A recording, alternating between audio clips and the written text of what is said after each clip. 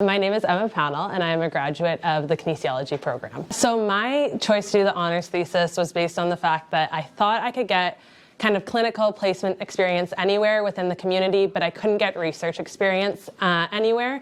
And with having so many great faculty in the area who were open to doing that research with me, it really just kind of drove that passion. In fourth year, I was able to do my undergrad thesis with Leanna Brown, and we had a great experience doing some concussion research, and she really made the process super easy and very understandable. The professors here at Trent have been so fantastic. They really want to see you succeed. They want to see you do well and pursue your goals. I'm so happy that I can stay within Trent and continue my learning. I've had such a positive experience here with my undergrad that it almost would feel wrong to change schools, and so I'm so happy that the professors here at Trent were willing to keep it going and were willing to embark on that journey of doing a master's with me now.